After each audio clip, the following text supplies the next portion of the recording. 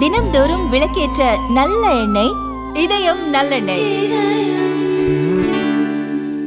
கோவை மாவட்டம் கிறிஸ்தவ மகளிர் சங்கத்தின் சார்பாக நலத்திட்ட உதவிகள் இங்கு வழங்க இருக்கிறோம்.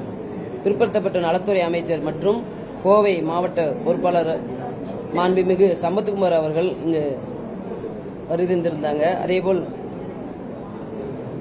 பவன்குமார் தலைமையிலும் கலெக்டர் IAS அவர்கள் தலைமையிலும் மாவட்ட பிற்படுத்தப்பட்டோர் சிறுபான்மை மிஸ்ஸஸ் ஆர் லட்சுமி அவர்களும் மாவட்ட வருவாய் அலுவலர் திருமதி மதுராந்தகி அவர்களும் கிறிஸ்தவ நலசங்கத்தின் கௌரவ செயலாளர் லயன் திரு லூயிஸ் அவர்களும் ஜோசப் அவர்கள் அருள்தாஸ் அவர்களும் இங்கே நிறைய பேர் வந்திருக்கிறாங்க.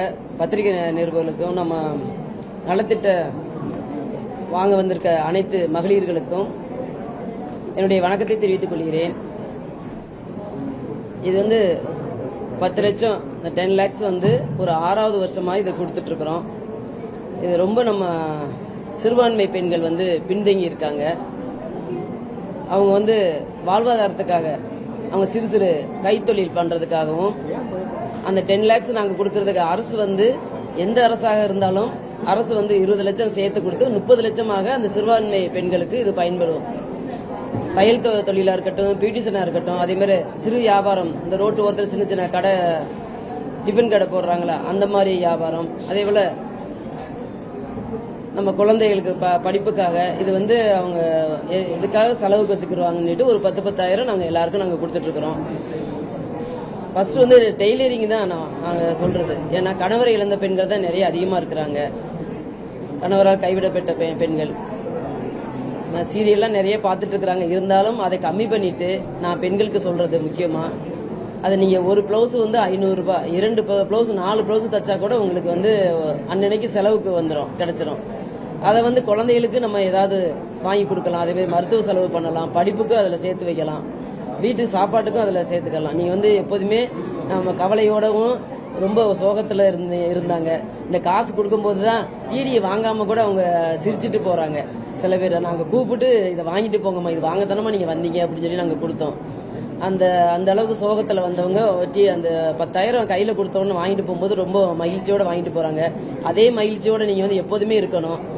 ஏன்னா நீங்க அந்த குழந்தையில நீங்க வளர்க்கறதுக்கு எவ்வளவு கஷ்டம்னு தெரியும், ஒரு பெண்ணாக எனக்கு தெரியும். இருந்தாலும் அதை நீங்க மென்மேலும் இதை வளர்த்து நம்ம குடும்பத்துக்காக ஒரு பயனுள்ளதாக இருக்குமாறு நான் கேட்டுக்கொள்கிறேன். இந்த அரசும் நான் உங்களுக்கு ஏதாவது செய்து கொடுப்பாரு என்று நம்புகிறேன். அதே போல தையல் மிஷின் நான் சொல்லியிருந்தேன். அது தையல் மிஷின் நீங்க பழகுறது ரொம்ப கஷ்டம் நினைக்காதீங்க. 4 மாசத்துல நீங்க பழகிடலாம், சுடிதார் தச்சிடலாம். எல்லாமே நாங்க இதை மாதிரி ஒரு சென்டர் வச்சு நடத்திட்டு இருக்கிறோம். வேணா அங்க கூட நீங்க பழகிட்டு போகலாம்.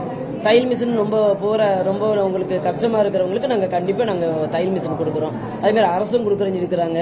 அதை வாங்கிட்டு நீங்க தையல் பழகிறதுக்கு நம்மளுக்கு தெரியாதுன்னு இருக்காதீங்க.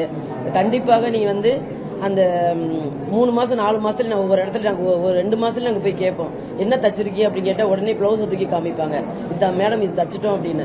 சுடிதார் தூக்கி காமிப்பாங்க. அதே மாதிரி பிளாஸ்டிக் பை நம்ம ஒழிக்கிறதுக்காகவே மஞ்சப்பை தைப்போம். மஞ்சப்பை தச்சு நீங்க கடைகளுக்கு ஷாப்புகளுக்கு எல்லாம் கொடுக்கலாம். அந்த மாதிரி நீங்க ஏதாவது பிசினஸ் பண்ணி நீங்க இதை வாழ்வாதாரத்தை முன்னேற்றத்துக்காகவே இந்த உதவி செஞ்சுட்டு இருக்கிறோம். இது தொடரும் என்று நான் கூறிக்கொள்கிறேன். அனைத்து நல்ல உள்ளங்களுக்கும் நன்றிகளையும் வாழ்த்துக்களை தெரிவித்துக் கொள்கிறேன். நன்றி, வணக்கம். ஒரு தடவை எப்படி 1800 பேர்.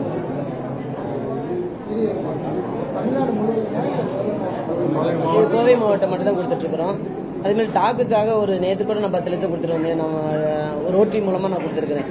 ஏன்னா அவங்க ஆபீசர்ஸ் எல்லாம் இருக்கிறதுனால அவங்களுக்கு rotary governor, rotary AG, GGR அந்த மாதிரி அசிஸ்டன்ட் கவர்னர்லாம் இருக்காங்க. அவங்க மூலமா இப்போ நாங்கள் 7 கோடி கூட கொடுத்துருக்குறோம்ல. நாங்கள் நம்ம CCTV கேமரா உங்களுக்கு தெரியும். நம்ம அந்த அரசு இருக்கும்போது நாங்கள் கொடுத்துருக்கோம். வேலை நடந்து முடிய போகுது. அது 7 கோடியில் நம்ம கொள்ளை இதெல்லாம் நிறைய நடக்கிறதுக்காகவே நம்ம கொடுத்துருக்குறாங்க. நம்ம கொடுத்துட்டு இருக்கிறோம். நாங்கள் சிங்கிள் பேரண்ட்டுக்கு தான் நாங்கள் இப்போ 10 lakhs கொடுக்குறோம். அப்புறம் தையல் மிஷின் வேற வழங்கிக்கிறோம். கல்விக்காக படிப்புக்காகவும் கொடுத்துட்ருக்கோம், மருத்துவத்துக்கு. நன்றி, வணக்கம். இல்லை நன்றி. தேங்க்யூ.